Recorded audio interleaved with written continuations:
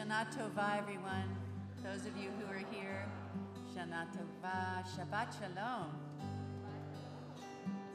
Those of you that are here with us in the room, and those of us that are joining on Zoom, and those who are outside, I just want to make a brief announcement about security, that we have people who are here to help us. We have not been in the building as a large group in so long, so I just wanted to identify that if there is something that comes up, we have people who you are going to be looking to, the ushers, who will tell you and guide you as to what we will need to be able to do. So we're grateful to be here in the building again. It feels really so sweet to look out and see you.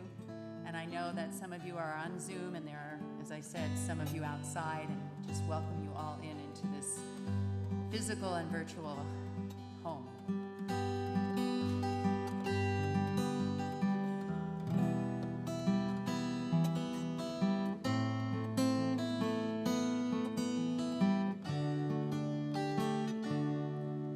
There's no place in this world where I'll belong when I'm gone.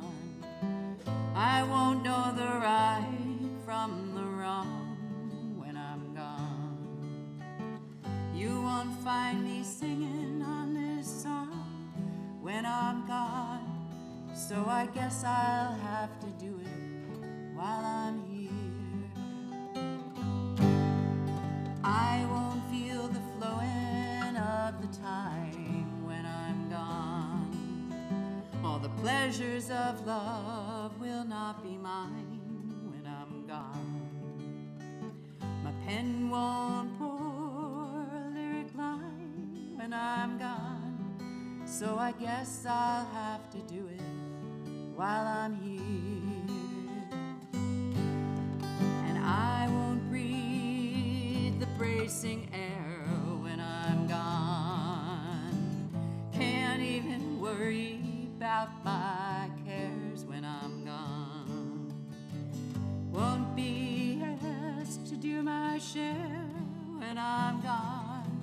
So I guess I'll have to do it while I'm here. And I won't be running from the rain when I'm gone. Can't even suffer from the pain when I'm gone. Can't say who's to praise and who's to blame when I'm gone. So I guess I'll have to do it while I'm here. I won't see the golden of the sun when I'm gone. The evenings and the mornings will be one when I'm gone. Can't be singing louder than the guns when I'm gone. So I guess I'll have to do it while I'm here. All my days won't be dances of delight when I'm gone.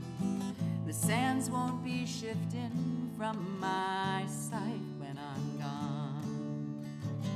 Can't add my name to the fight when I'm gone. So I guess I'll have to do it while I'm here. And I won't be laughing at the lies when I'm gone. Can't question how or when or why when I'm gone.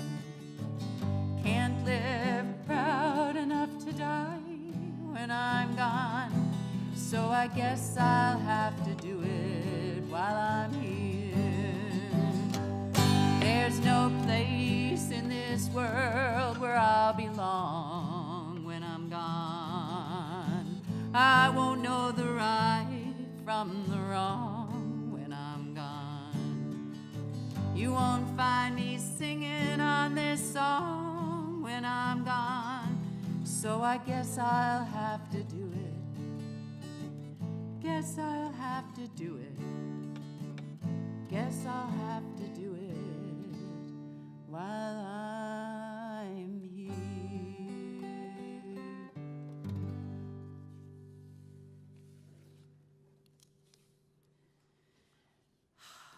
Here we are.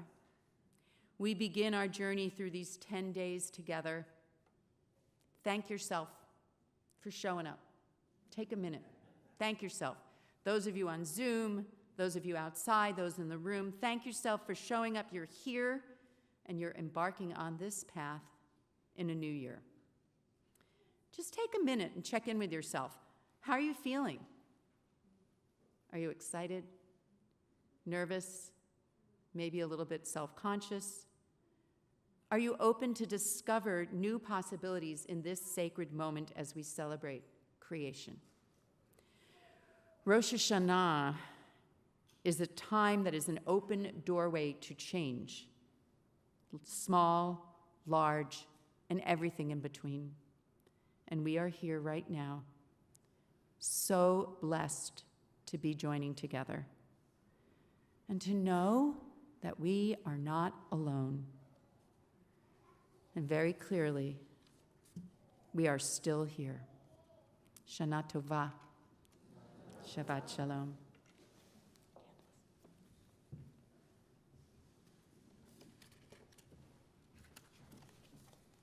Let's turn to page 11 for the candle blessing.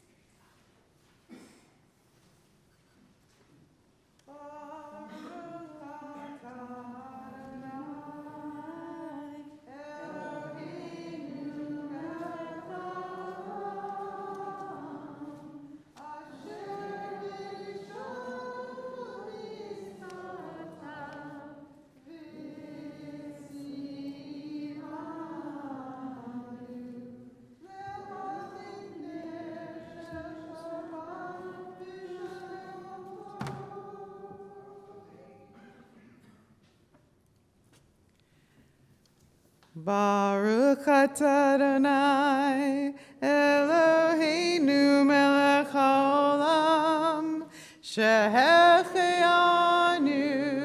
v'kiyamanu v'higianu lazman hazeh. Source of blessing, eternal our God, you fill the universe with majestic might, giving us life, upholding the life within us, and bringing us to this time. Amen.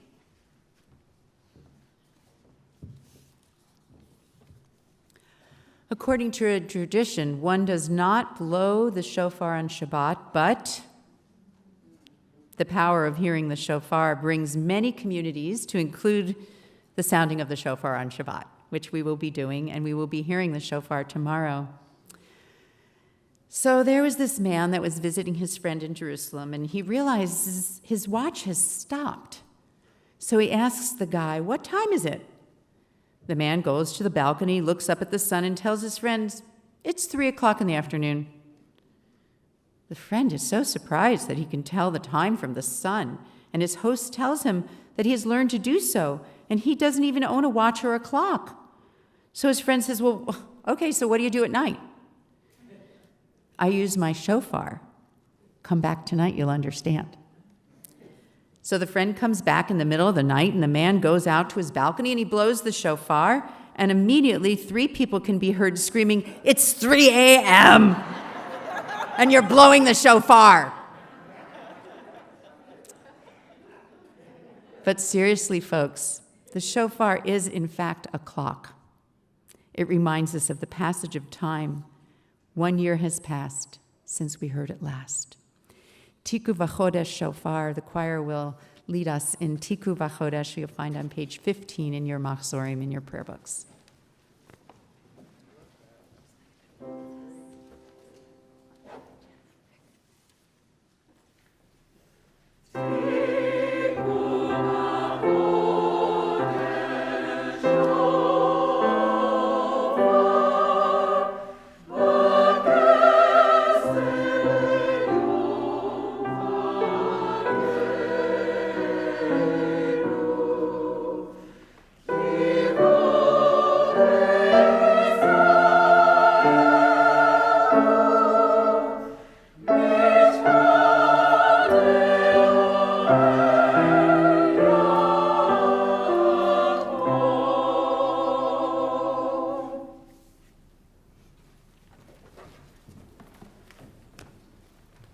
like to invite Judy Yokel, our very diligent and skilled president of our congregation, to share some words with us. Thank you, Judy, for all you do for all of us.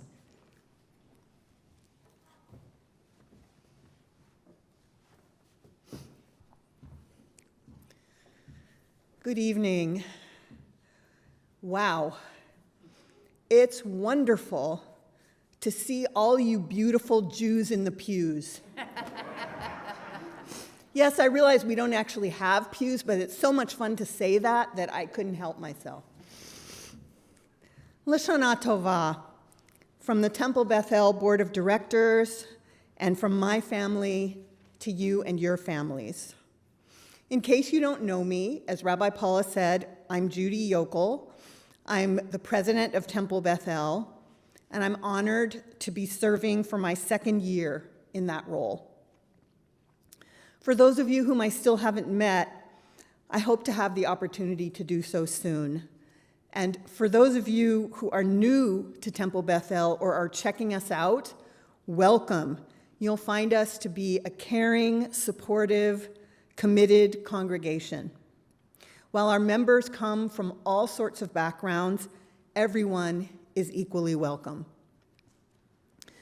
Tonight, I want to acknowledge our dedicated clergy and board of directors, our talented staff and amazing volunteers, and our wonderful choir, which is especially close to my heart. They've all been working extremely hard over the past few months to get everything ready so we can pray together in this holiest time of year, the days of awe. And isn't it a joy to be back together in our beloved sanctuary after 2 pandemic years of observing the high holidays outdoors? While our staff and volunteers did create a beautiful outdoor sanctuary for us, and praying outdoors was lovely in its own way, it's a wonderful thing to be back in the sanctuary together for these sacred holidays. So, my friends, have you read any good books lately? I read one that I heard about from Rabbi Paula. Thank you, Rabbi Paula. It was written by Sarah Hurwitz, a Reform Jew who is a former speechwriter for President Obama and later the head speechwriter for Michelle Obama. The book is called Here All Along: Finding Meaning, Spirituality, and a Deeper Connection to Life in Judaism After Finally Choosing to Look There. Long title. In the book, the author talks about how she was what some might consider a lapsed Jew, one who was culturally Jewish, but really found little meaning in or motivation to practice the Jewish religion. But in her 30s, after a difficult relationship breakup, she began to rediscover Judaism, first through a meditation retreat where she participated in an exercise that involved talking out loud directly to God. Interesting, since she didn't even believe in God at that point. She didn't have an all-at-once epiphany, but she gradually proceeded to discover what she personally found beautiful and meaningful in Judaism.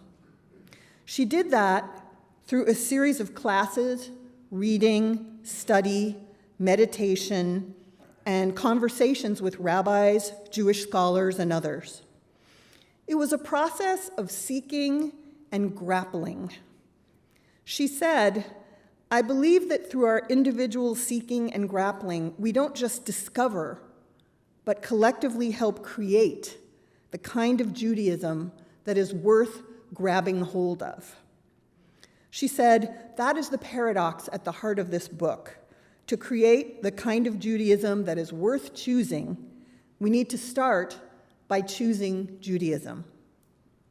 I highly recommend Hurwitz's book. It's a very interesting and engaging discussion of her process of discovery and her views about Judaism.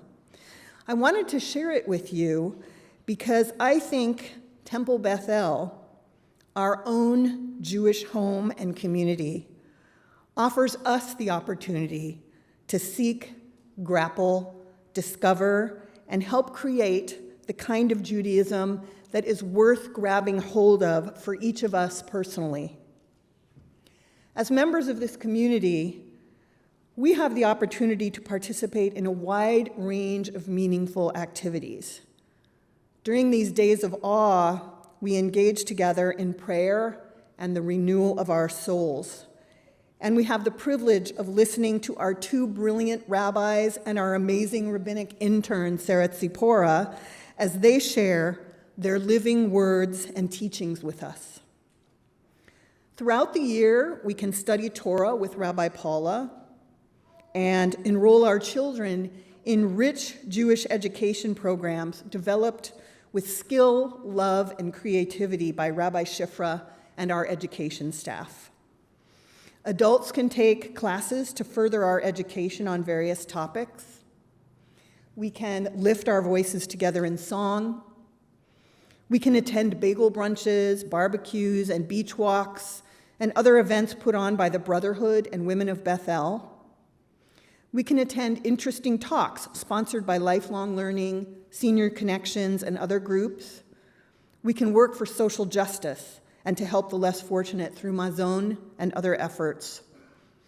We can participate in holiday celebrations, and we can volunteer to assist in our choice of events and activities meaningful to us. This rich array of activities gives us all the opportunity to grab hold of Judaism and to shape it, giving it our own Temple Bethel, Santa Cruz style. And if you have an idea for an activity that Temple Bethel currently does not offer, you can talk to the temple leadership and perhaps create a new activity or event to share with your fellow congregants. Each of us has the power to vote with our voices and our feet for the kind of Judaism we wish to experience. But that requires us to show up to services, classes, and gatherings of various kinds, and to do some learning, questioning, seeking, and grappling.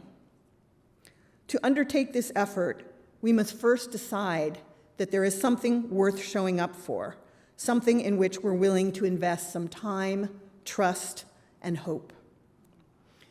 My message to you on this Rosh Hashanah is to reach out and grab hold of Judaism by grabbing hold of the richness of Temple Bethel and shaping your own Jewish experience together with all of us. I hope to see you throughout the year at Temple Bethel events, and together we can seek, grapple, learn, and rejoice as we Jews love to do. This is my second and last Rosh Hashanah address to you as Temple President. I thank you for the great honor of serving our congregation in this way. And I wish all of you Shana Tova Umetuka, a good and sweet new year. Ken Yehi Ratzon, may it be God's will. Thank you.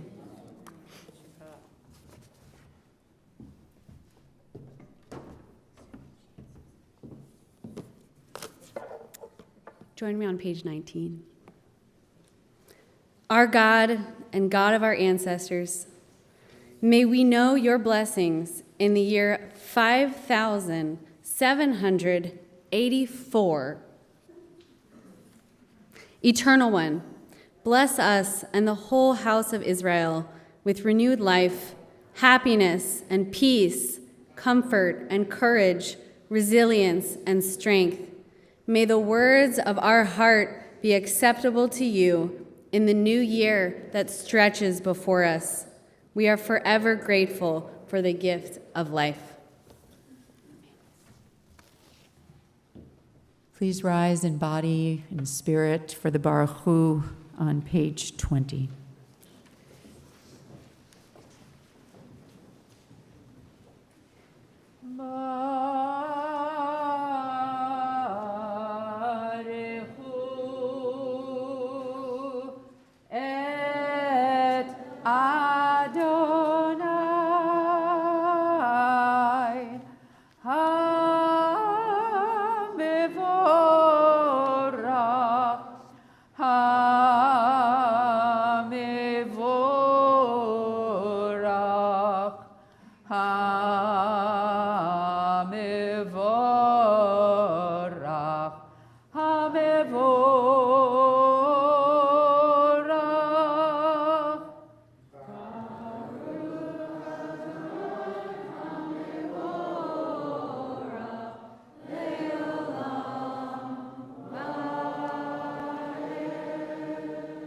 Baruch Adonai HaMevorach Le'olam Va'ed.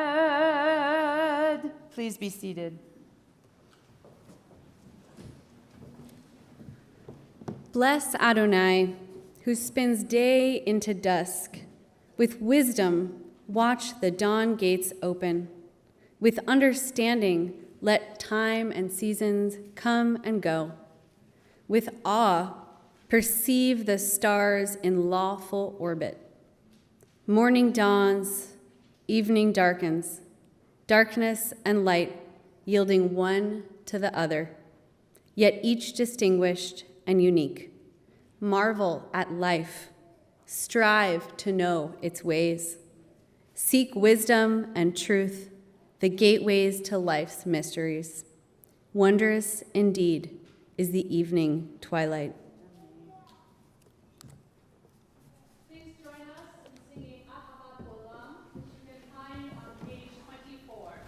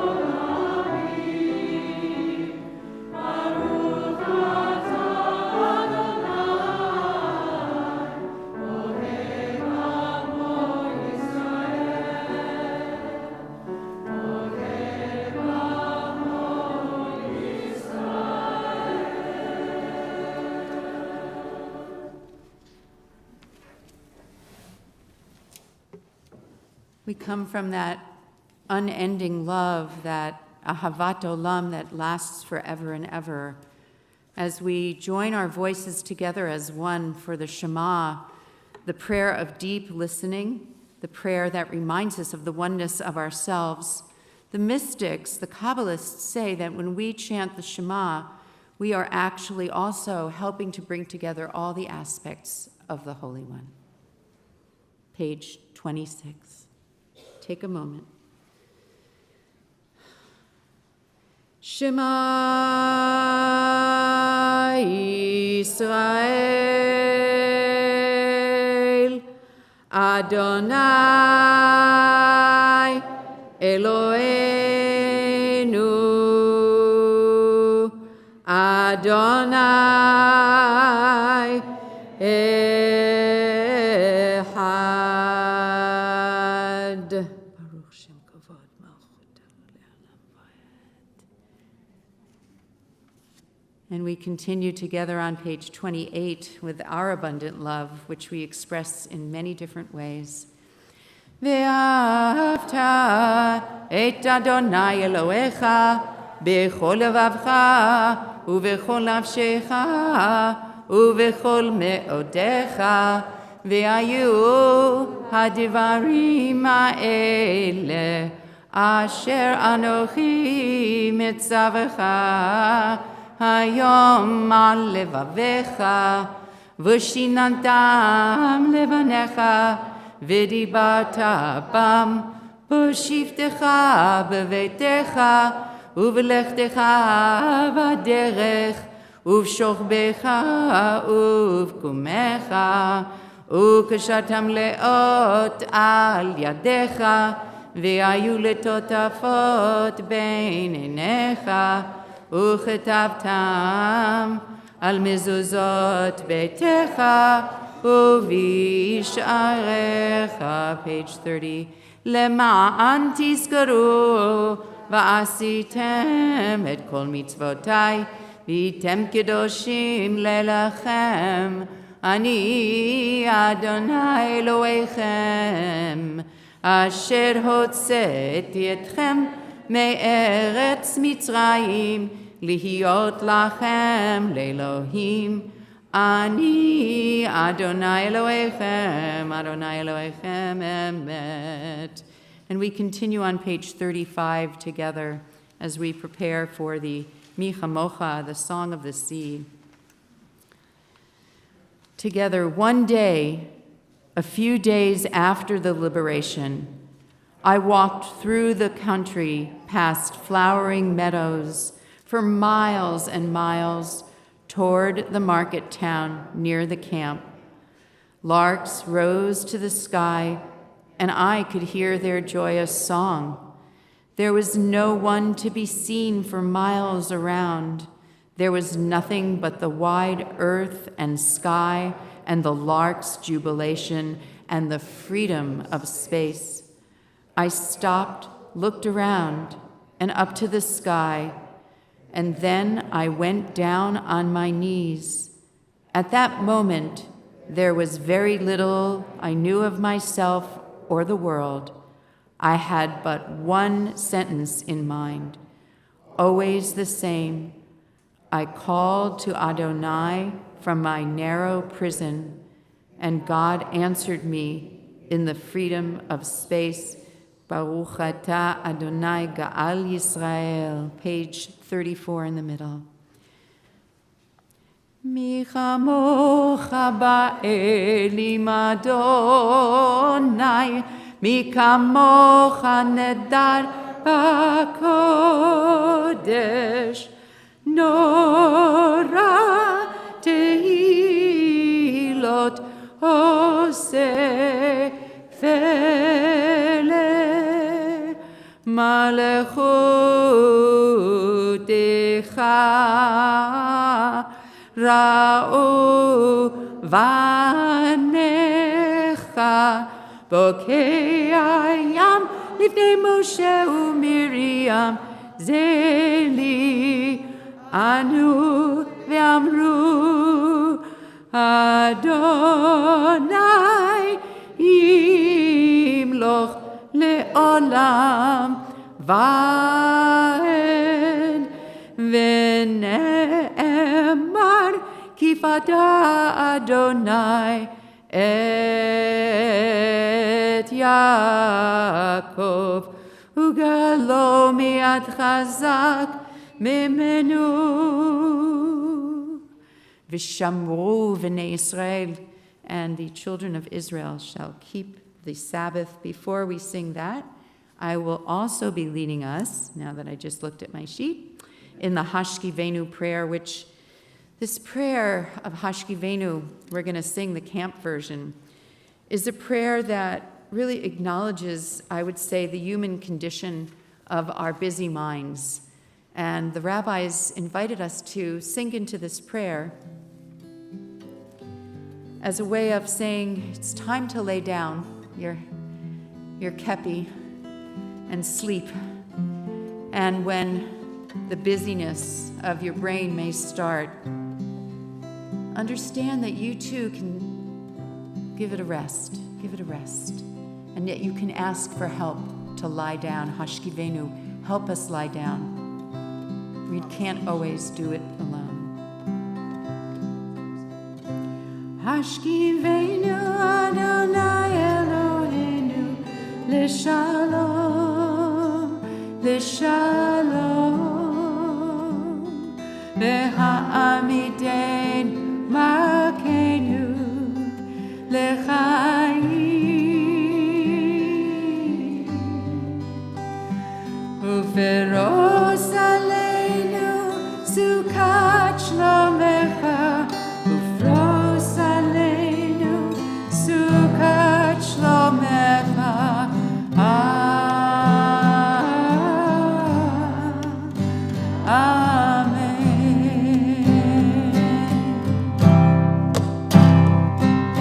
Shelter us beneath your wings, O Adonai. Guard us from all harmful things, O Adonai. Keep us safe throughout the night, till we wake with morning's light. Teach us, God, wrong from right, O Adonai.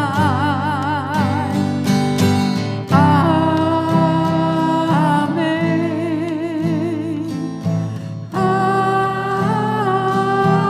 Amen, amen.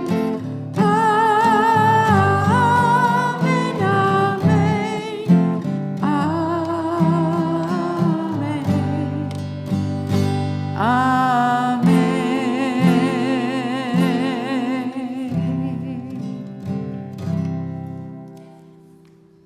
V'shamru v'nei Yisrael et HaShabbat, and the children of Israel shall keep Shabbat as a sign forever, to keep the covenant, to renew our spirits and renew our souls.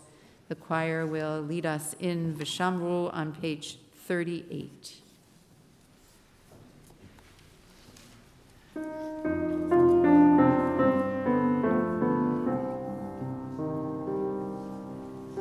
Shabbat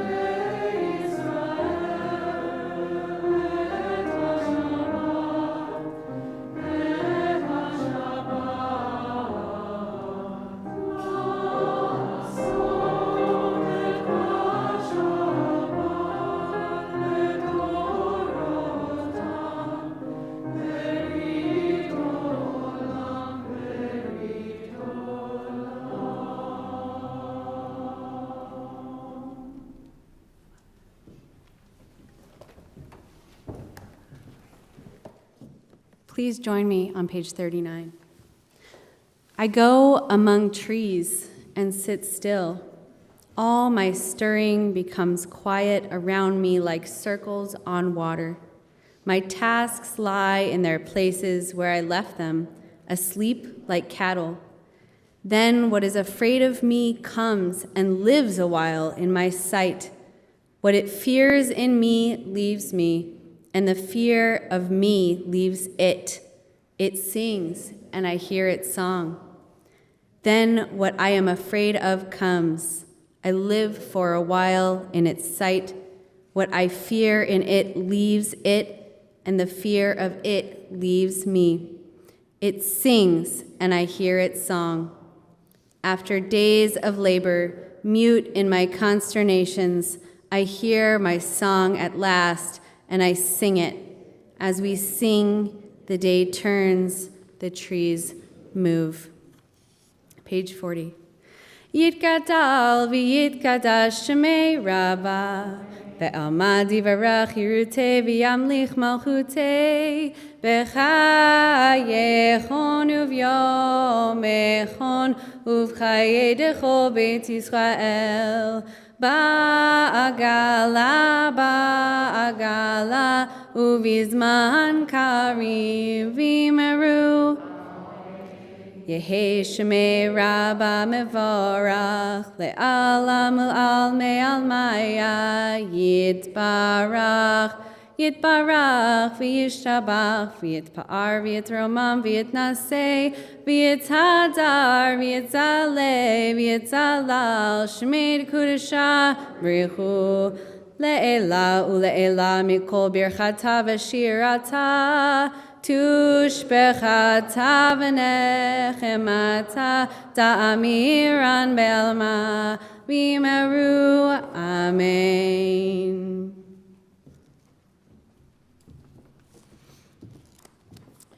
We turn now to the central section of our service, the Amidah, which will begin on page 42 in your prayer books, in your machzorim.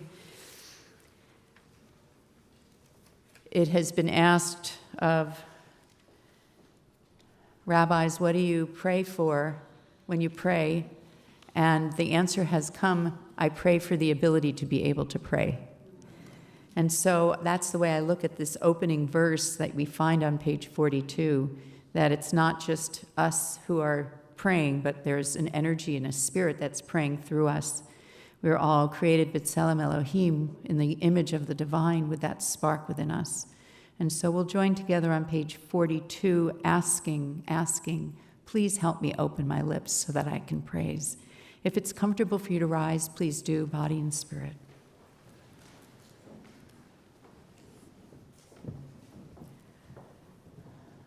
Adonai sifatai tiftach ufi yagid tehilatecha.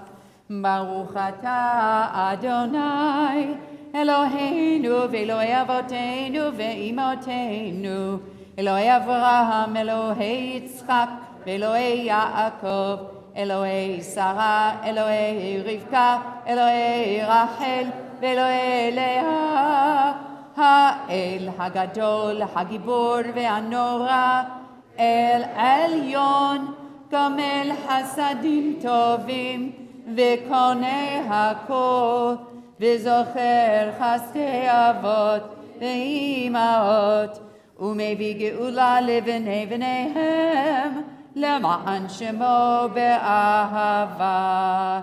זוכרנו לחיים, מלך חפץ בחיים, וכותבנו בספר החיים, למענך אלוהים חיים, מלך עוזר ומושיע ומגן.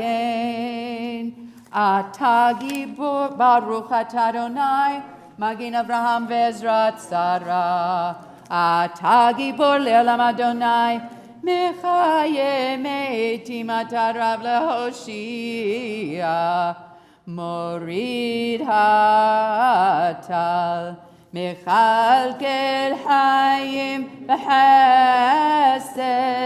מחיה מתים ברחמים רבים, סומך נופלים ורופא פולים, ומתיר אסורים,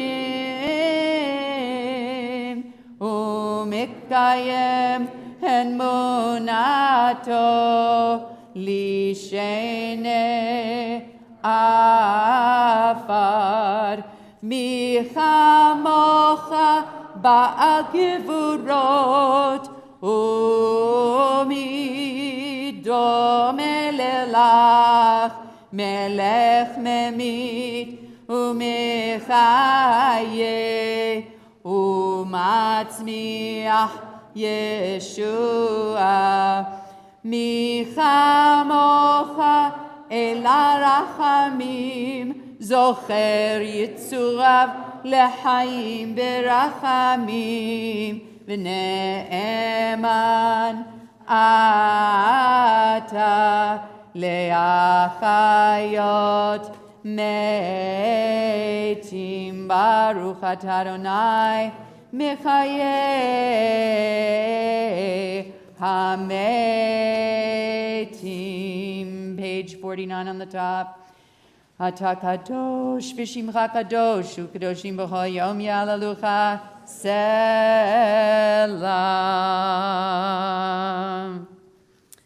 We turn to the Uvachain prayer, which is a three-part prayer, 3 sections in this prayer for the high holidays.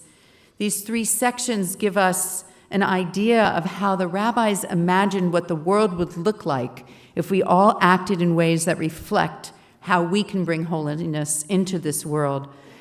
The first piece, all of creation would feel a sense of awe and reverence for the divine. Second piece, the Jewish people would no longer struggle because we would receive honor and respect. And third, we'd all be acting righteously, uvachein, and we would no longer be witness to wrongdoing, we would act.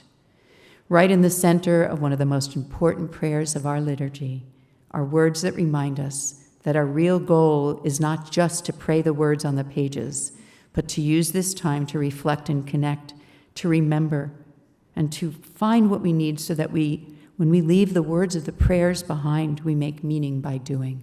Uvachein. You're going to find it beginning on page 50.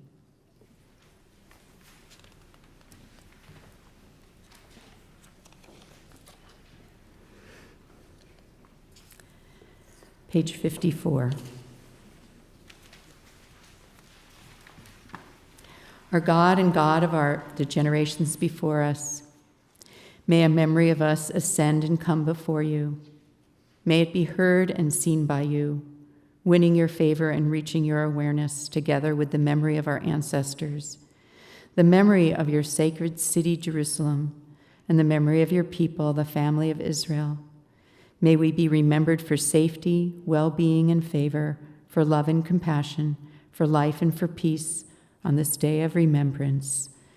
Page 55, invite you to chant Amen. Zochreinu Adonai Eloheinu bo letova, ufokdeinu vo livracha, Vehoshi'enu vo lechayim. We continue together on the top of page 59. Help me to serve you truly with purity of heart.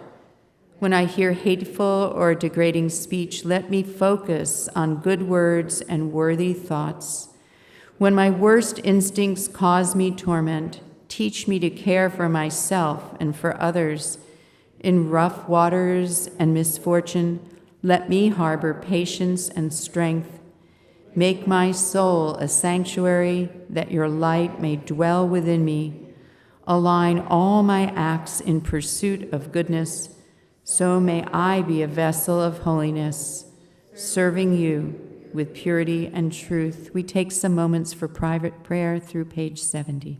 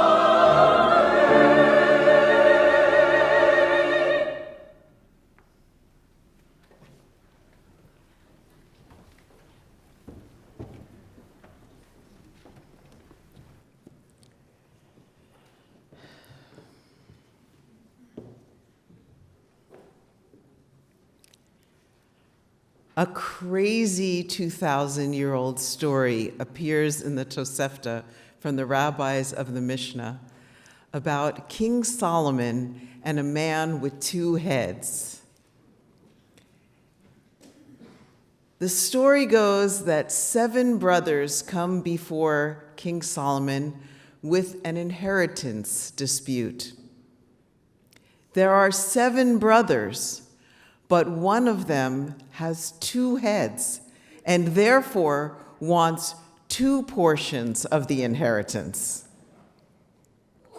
He argues that since each of them have different ideas and different personalities, that they are 2 people and therefore should be treated that way when the inheritance is divided.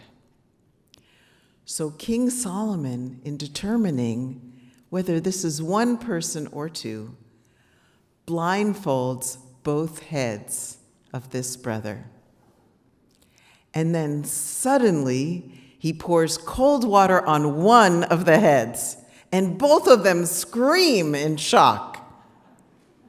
And so King Solomon determines that this is 1 person entitled to only 1 inheritance, since they are connected. Now, the traditional commentary on this story is very interesting. It supposes that this person was of the descendants of Cain, who slew his brother Abel in the Garden of Eden story. I find the idea that the descendants of Cain would have two heads very intriguing.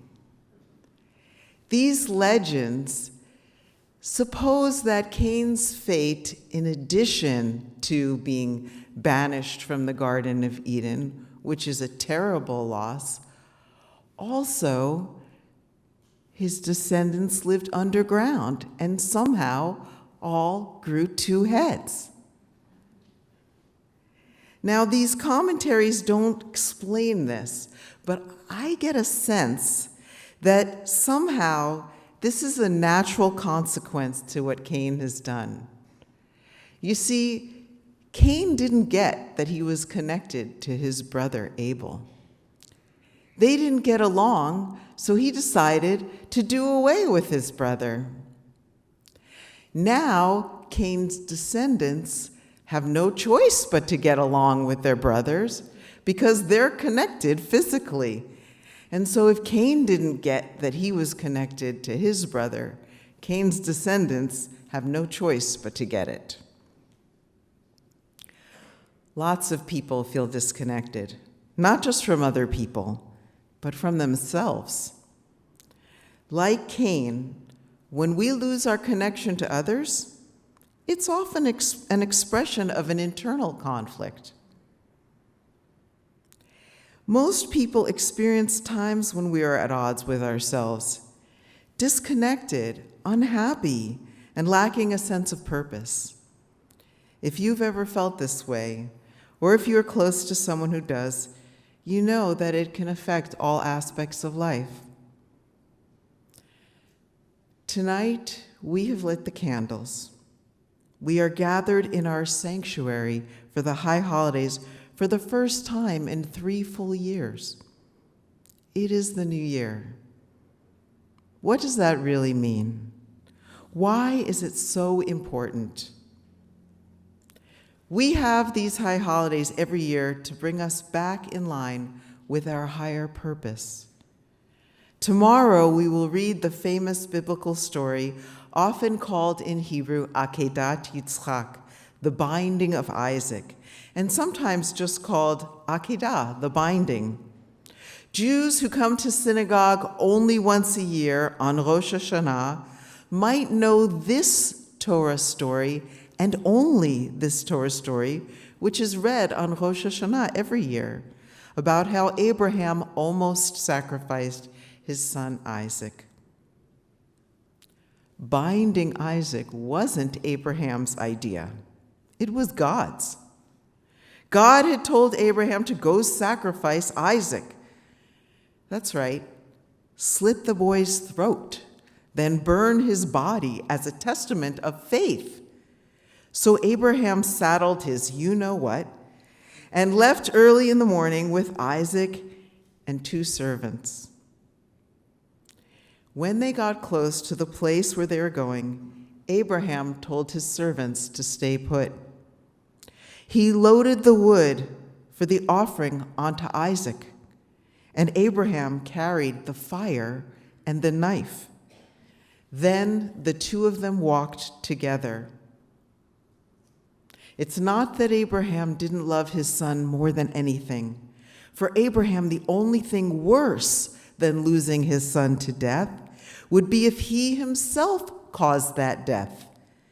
This request from God is the worst possible thing. It is precisely because of how terrible this request is that Abraham is seen as the paragon of faith. We read this story supposedly to give us faith because Abraham had such an unwavering belief in God that he would do whatever God said. But maybe tradition had Abraham all wrong.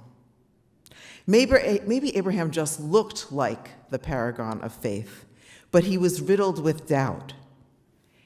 He loved God and felt strongly that he wanted to do something meaningful, but maybe it wasn't as clear to him as all that. Maybe he was just like us, with the same anxieties. Maybe he had profound moments of spiritual crisis when he wasn't sure what he was doing or why he was doing it. In the Torah portion that we read 2 weeks ago, Ki Tavo, Moses lists the most horrible curses, consequences of not keeping the commandments. And there are some really graphic, terrible things listed: infertility, war, famine, and much worse. Some curses are so disturbing that I wouldn't want to repeat them. But the very last one, the summary of all those curses, is this: Ufacharecha laila v'yomam v'lo ta'amin b'chayecha. This is usually translated as, you shall be scared night and day with no assurance of survival. But lo ta'amin b'chayecha can also be translated more literally as, you will not believe in your life. Of all of the horrible curses, this is the culmination. This is the worst of all. You will not believe in your life. Ufacharecha laila v'yomam v'lo ta'amin b'chayecha. You shall be anxious all the time, and you will not believe in your life. How many people feel that way today? That they don't believe in the life they are living. This is the reality of our world. The Jewish mystical system of thought, Kabbalah, tries to address the question, why isn't the world better? Why isn't the world as it could be? The answer in Kabbalistic terms is that God's creative flow, which has continued since creation and is necessary to sustain the world, is blocked. Our purpose for being here, according to Jewish mysticism, is to do our part to fix the world. This is called tikkun, repairing, healing the cosmic rift. We unblock God's sustaining flow by doing good deeds, observing the commandments, and increasing the amount of chesed in the world. Let's take a look at what's meant by chesed. In Kabbalah, the universe was created through emanations of God called sfirot. Each sphira has a name and corresponding qualities. They are the qualities of aspects of God, and at the same time, they are qualities of ourselves. If you've ever seen a depiction of the tree of life in Jewish mysticism, you will find chesed and gevura opposite each other at the center of the tree of life.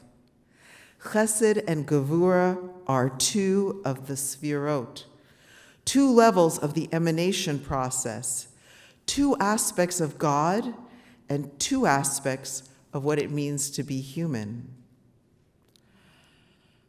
Chesed denotes compassion, love, mercy.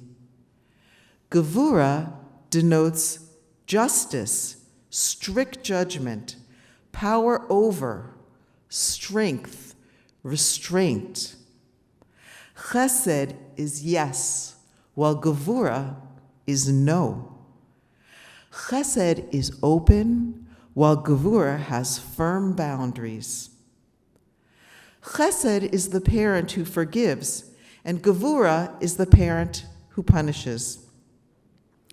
Chesed is trust, while gevura is punishment and discernment.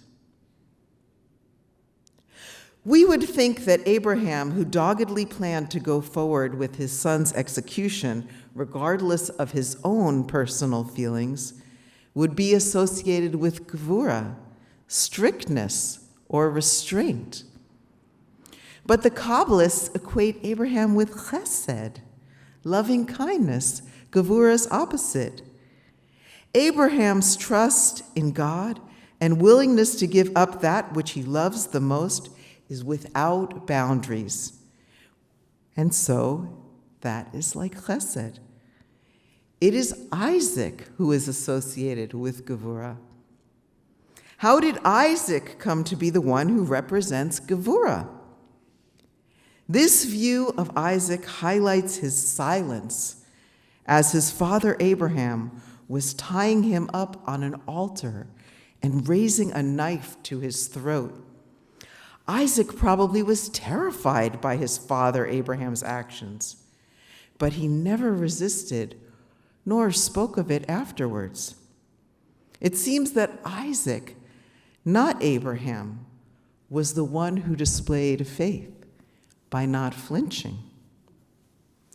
In many traditional discussions, Isaac is seen as the pinnacle of self-discipline. How did he manage to hold back when his father tied him up and raised a knife to his throat?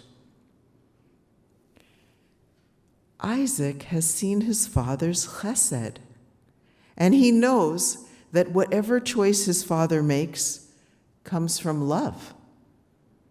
Isaac has the discipline to stick to his faith that his father's chesed will somehow draw in God's chesed. Abraham was an extrovert. It is said that his tent had doors on all four sides to welcome people from all directions. And it is Abraham's extreme chesed that has his son Isaac open to the idea that God's command must somehow turn out okay, even if it doesn't seem like it. It is Isaac's tremendous discernment and strength of will that allows him to remain outwardly calm and absolutely restrained. In this way, Isaac's extreme gevura is the product of his father's extreme chesed, the counterbalancing swing on the dialectical pendulum. The text of the Akedah says twice that the two of them walked together. In Kabbalah, this is really, really important. Chesed and gevura must walk together. It is not just that chesed, compassion, needs to temper gevura, judgment. Gevura, judgment, needs to temper chesed, compassion. Chesed is water. Gevura is fire. You can drown from too much water, but you can also burn from too much fire. You can see how either one in its extreme can be devastatingly destructive. But you can't live without either one. And when the two of them work together in the proper balance, things really get cooking. A harmonious meeting of the two is where creativity and healing happens. On the other hand, fire can evaporate water, and water can put out fire.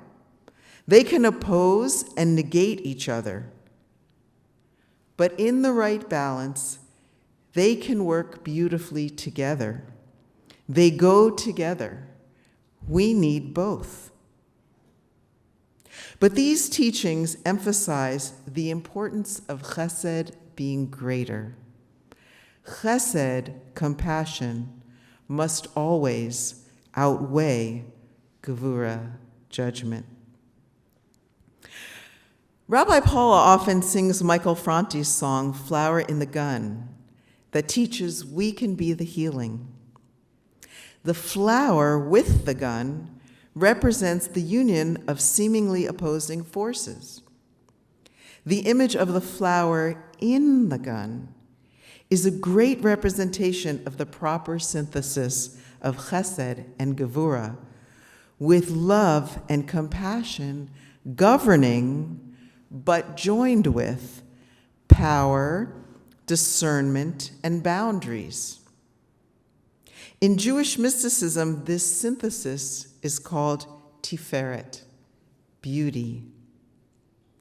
Like the story of the three bears, with the father's chair being too hard and the mother's chair being too soft, their offspring's chair is just right. Tiferet is the perfect harmonious combination of chesed and gevura.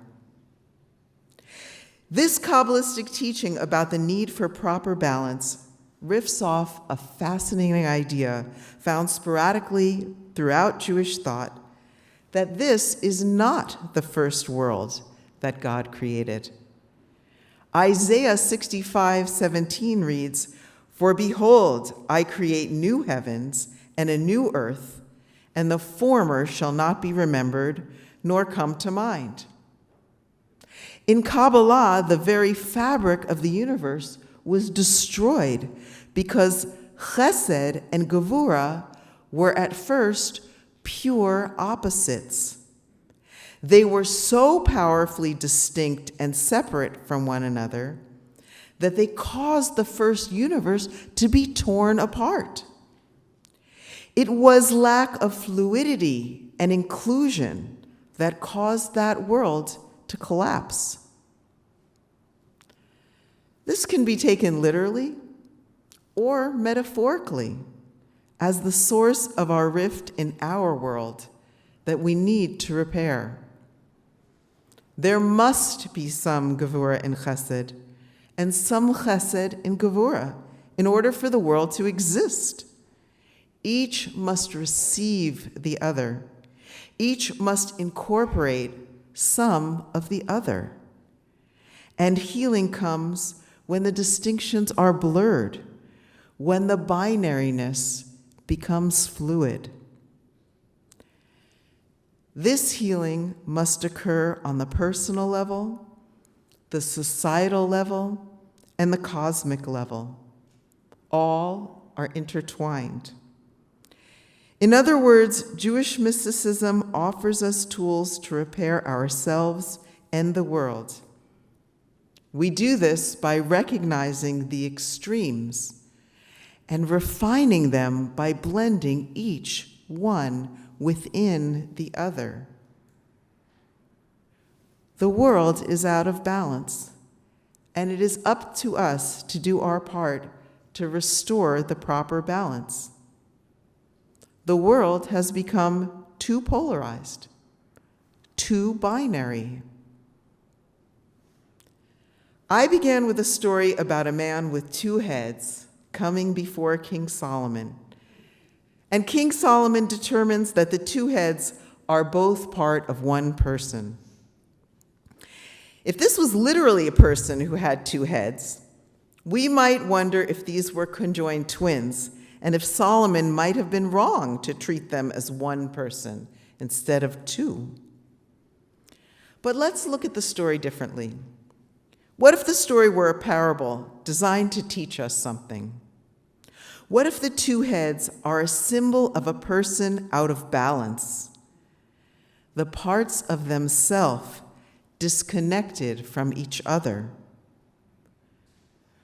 What if this person's life was not in line with their purpose, their actions out of sync with their inner voice, just as we all too often can be?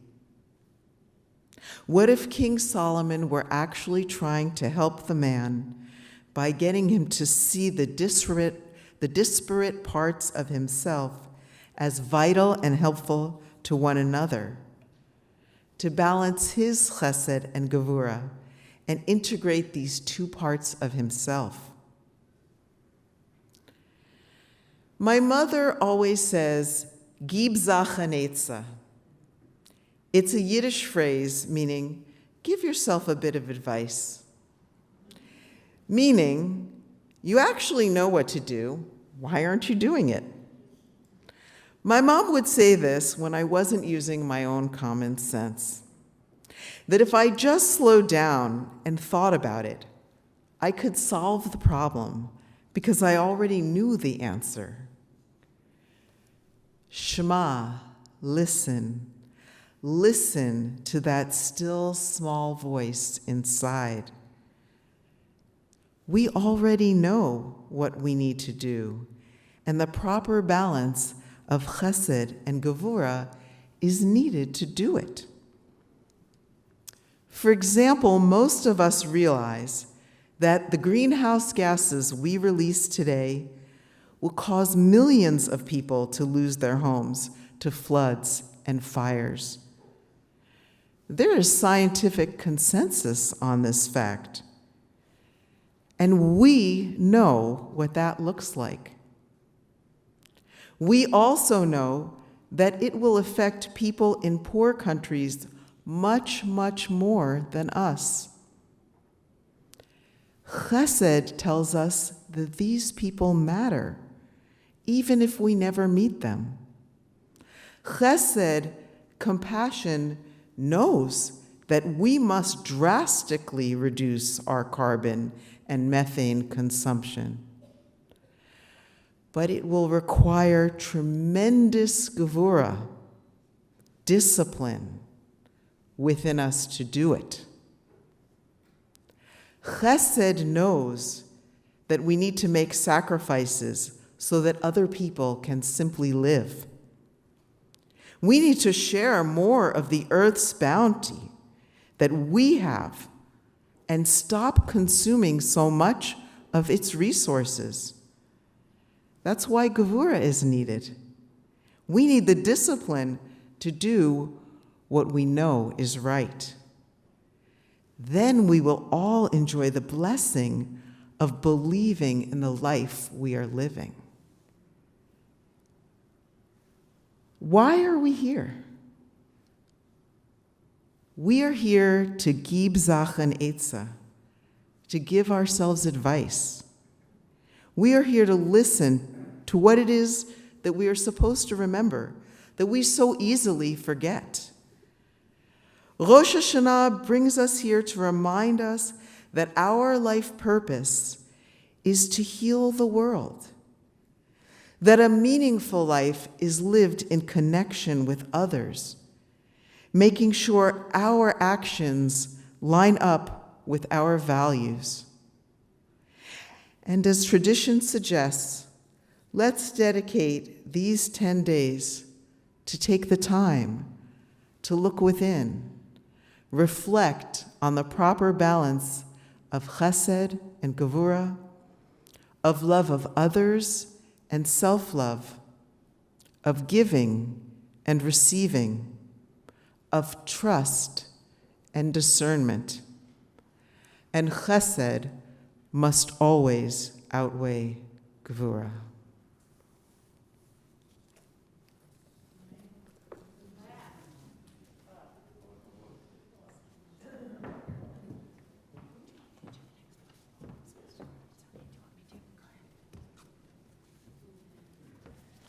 Yasher Koach, thank you for opening up our hearts and our minds so beautifully, Rabbi Shifra, a lot for us to contemplate.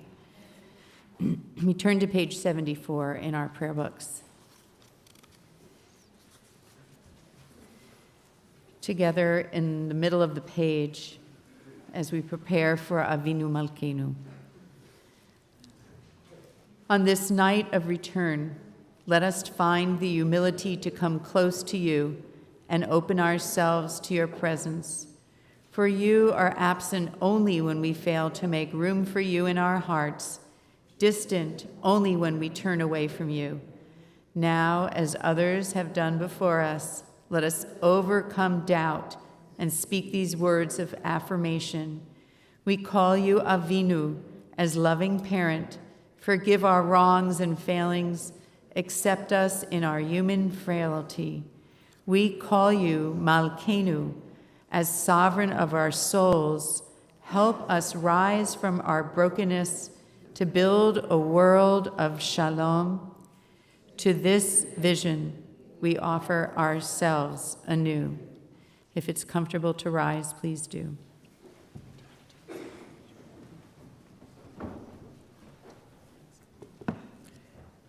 We read responsively on page 76. Avinu Malkeinu, almighty and merciful, you alone are our sovereign. Avinu Malkeinu, act toward us as befits your name. Avinu Malkeinu, bring healing and wholeness to the ill among us. Avinu Malkeinu, allay the harshness of the decree against us.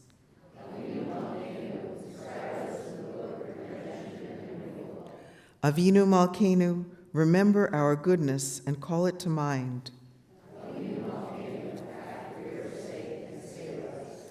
Avinu Malkeinu, almighty and merciful, hear our voice. Avinu Malkeinu, have compassion on us and our families.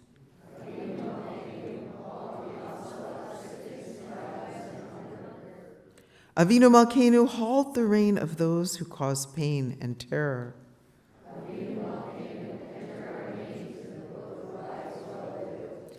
Avinu Malkeinu, renew for us a year of goodness. Together, Avinu Malkeinu, almighty and merciful, answer us with grace, for our deeds are wanting.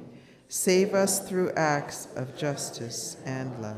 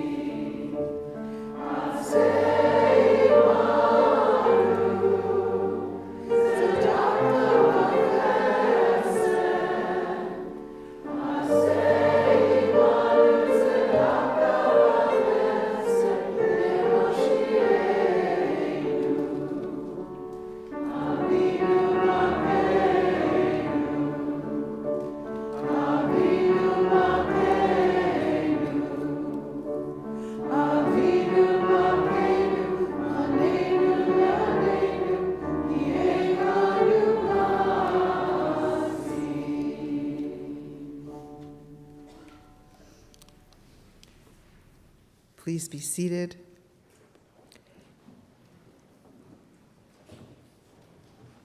We turn now to the top of page 81, Introduction to Aleinu.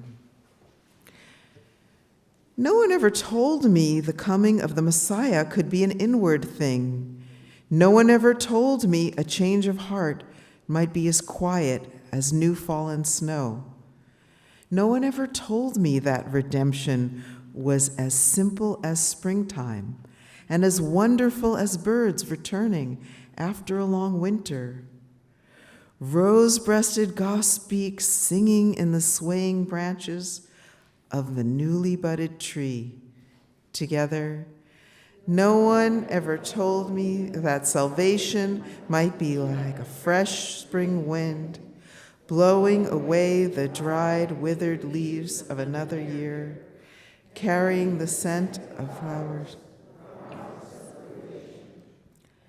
What I found for myself, I will tell you. Redemption and salvation are very near, and the taste of them is in the world that God created and laid before us. Amen.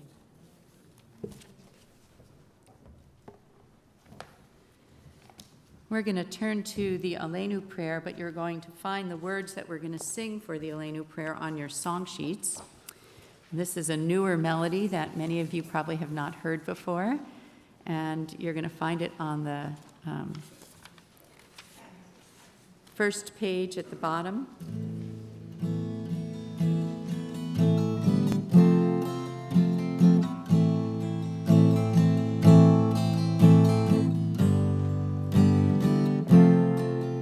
First, I'll do the melody. You can try it with me. Ya-nai, nai, nai, nai, ya, na, nai, na, nai. Try that. Ya-nai.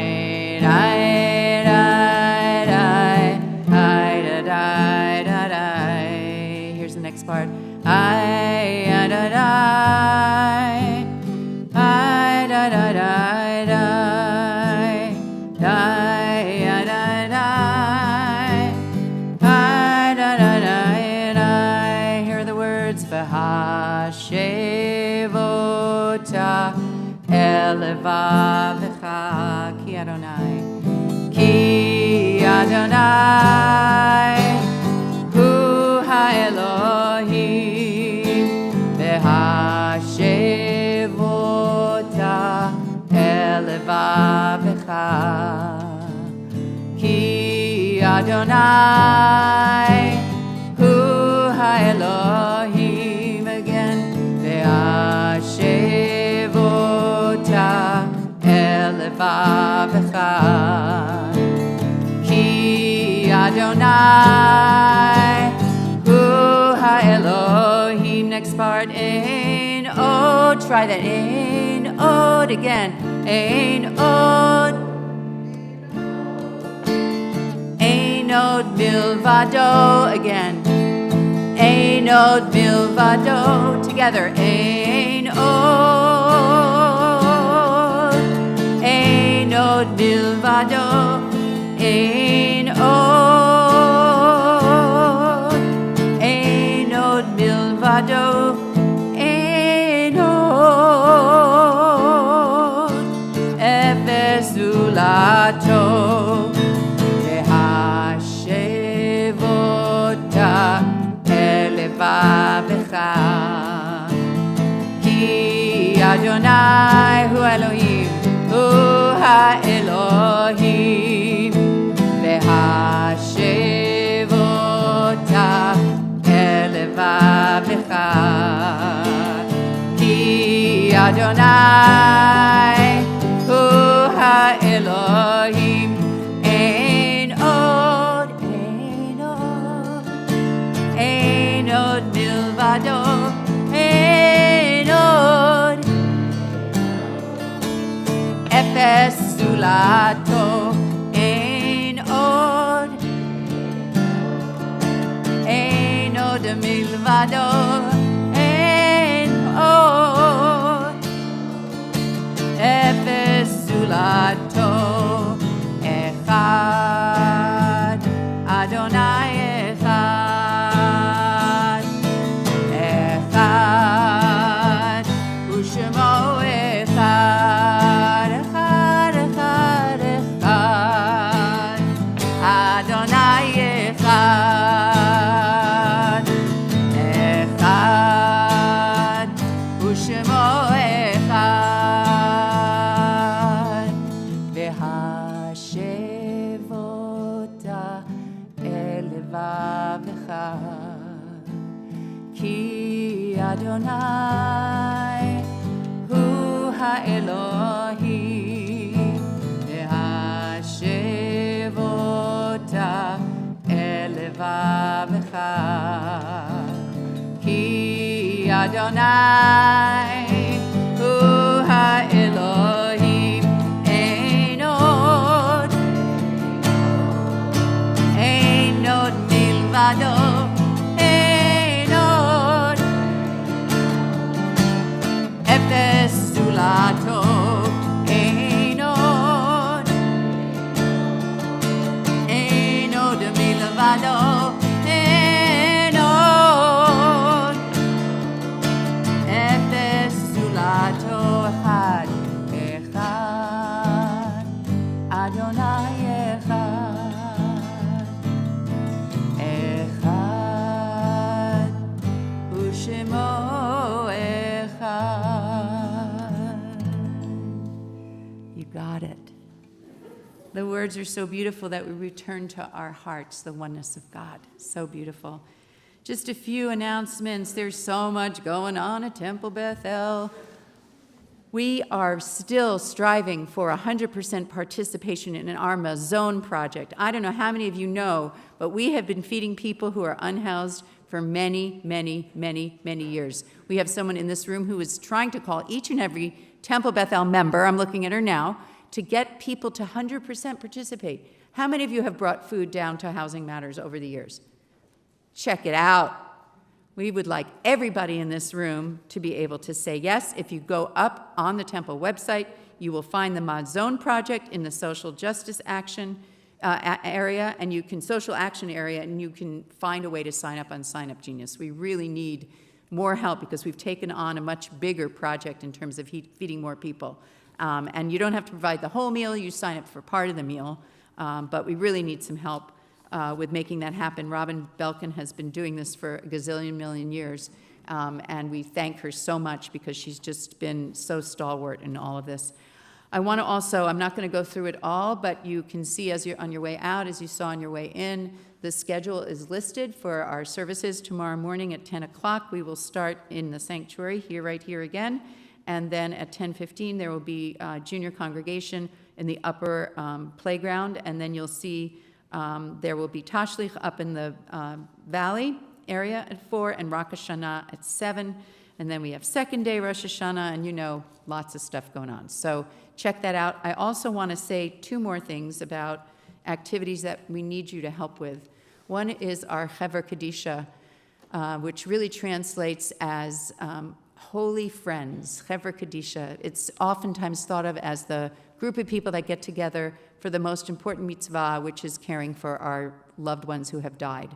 And so we are going to be doing a training for more people to join our Hever Kadisha, to prepare our loved ones for burial and to sit with them after they die, and what's called Shmira. And there's a table outside in the lobby that you can take a look at.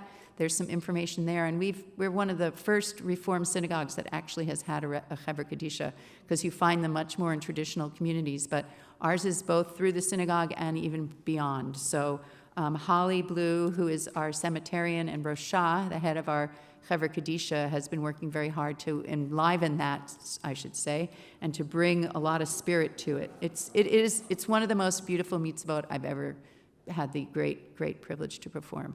So I think those of you who are interested would find it as well. Lastly, but not least, we have taken on the mitzvah of helping to provide a water tank for the Abu Daya community in Uganda, the Jewish community in Uganda, where a young man who has been studying permaculture is now the principal of that school. And it started as a Jewish school, and now it's an interfaith school where different traditions are learning about each other, but they have a real lack of drinkable water. And so we have taken on the mitzvah of providing a water tank for them. And there are also a lot of elders who are in need of food. So we really appreciate anything that you can do to help. There's also some flyers, and there's some, you'll see on the board, there's some other ways that you can find out more about this project. But it's an amazing Jewish community in Uganda, and we want to do what we can to help as well. Lastly, but not least, of course, the choir, Emily Vlada. Oh my gosh, thank you so much to all of you. You've stuck with us over the years, and it has not always been easy, and you're singing in masks, and we just say big gratitude to you, Toda Rabah.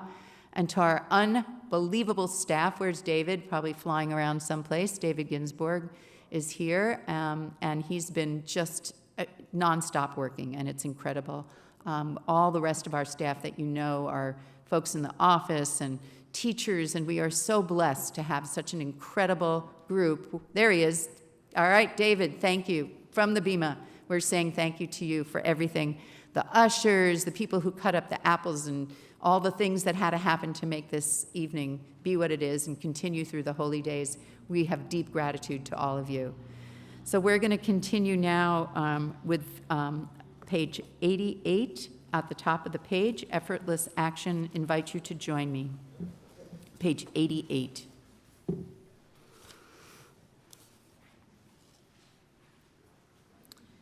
Together. All last requests are granted, and this is mine. Grasp my affection in your hand and hold it there. Gather my affection into your heart and store it there. Draw my affection in simple lines in your mind and foster it, further it, funnel it into all the coastal plains and lowlands where daily life and memory flow together. Let the river of affection rise and overflow. Let the grasses in the meadow near the river bend in the current where my love has flooded your land. Psalm 23.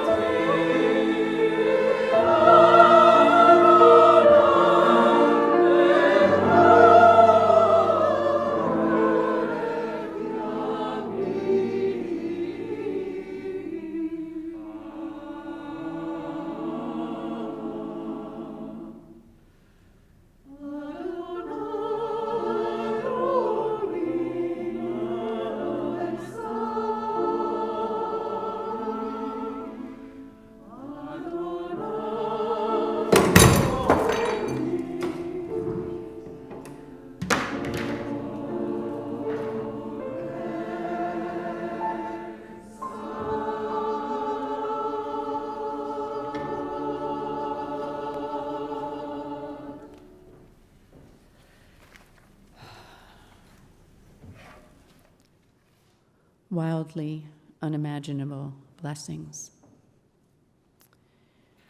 Let us dream wildly unimaginable blessings, blessings so unexpected, blessings so beyond our hopes for this world, blessings so unbelievable in this era that their very existence uplifts our vision of creation, our relationships to each other, and our yearning for life itself. Let us dream wildly unimaginable blessings, a complete healing of mind, body, and spirit, a complete healing for all, the end of suffering and strife, the end of plague and disease, when kindness flows from the river of love, when goodness flows from the river of grace, awakened in the spirit of all beings, when God's light, radiating holiness, is seen by everyone. Let us pray with all our hearts for wildly unimaginable blessings, so that God will hear the call to open the gates of the garden, seeing that we haven't waited, that we've already begun to repair the world, in testimony to our faith in life, our faith in each other, and our faith in the Holy One. Blessed be God's name. Page 79 and 80. Mourners Kaddish. If it's comfortable for you to rise, please do. Oh, no, 90, page 90, together. We remember those who have died in recent days. We remember those who have died in the last 30 days. We remember those who have died within this year. And we also hold in our hearts those whose yortzites fall at this time. And we hold in our hearts all those who have no one else to say Kaddish for them, this blessing of the great name.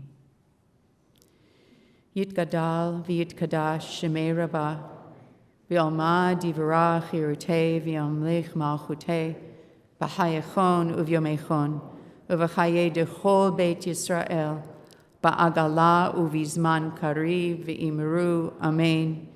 Yehei shemei rabbah mevorach le'olam ul'olmei olmaya.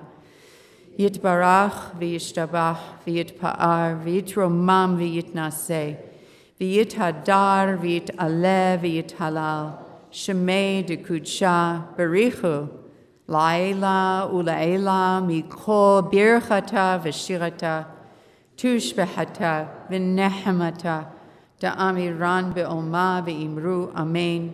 Yeh shlama rabba min shmaya, v'chayim aleinu ve'al kol Yisrael ve'imaru, amen. Oseh shalom b'maromav, hu ya'aseh shalom aleinu ve'al kol Yisrael ve'al kol yoshvei tevel ve'imaru, amen. May the one who makes for peace in the highest of heavens help us bring that peace down here. Bring it to all Israel. Bring it to all who dwell on earth, and bring wholeness and comfort to all who mourn. And we say together, amen. Please be seated. The choir will close us with B'Shana Haba'ah, with a vision of the year to come, and then we'll join together in the Kiddush.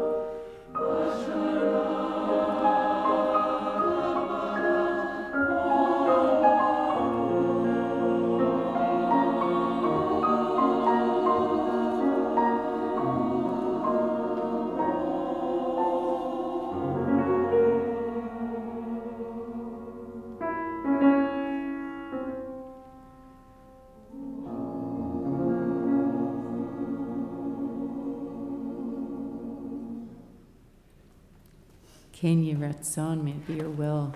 We turn to page 79. If it's comfortable to rise, please do. We'll share in together in the English in the middle of the page, which is what's said on Shabbat, remembering the creation. Thus there was evening and there was morning, the sixth day. Completed now were the heavens and the earth in their whole array. And on the seventh day God completed the work that had been done, and God ceased on the seventh day from all the work that God had done. And God blessed the seventh day and called it holy, for on it God ceased from all the work of creating that God had done. Baruch atah Adonai Eloheinu melech haolam, borei peri hagafen. Baruch atah Adonai Eloheinu melech haolam, asher bachar banu min kol am, v'romemanu im kol lashon, v'kiddushanu b'mitzvotav, v'atitan l'Adonai Eloheinu b'ahava, et yom haShabbat hazeh, v'et yom hazikaron hazeh, yom zichron teruah be'ahava, mikra kodesh zecher l'tziat Mitzrayim. Kivanu v'achata ve'otanu kidashtem kol ha'amim, udvarcha hamed v'kayam la'ad, baruch atah Adonai, melech al kol ha'aretz, mikadesh haShabbat v'Yisrael v'yom hazikaron. And we say together, l'chaim, l'chaim. Shana tova u'metuka, may it be as sweet as this grape wine. Bless you all. See you hopefully in the morning. And there are sweets outside, apples and honey for you to partake of as you leave. Shana tova.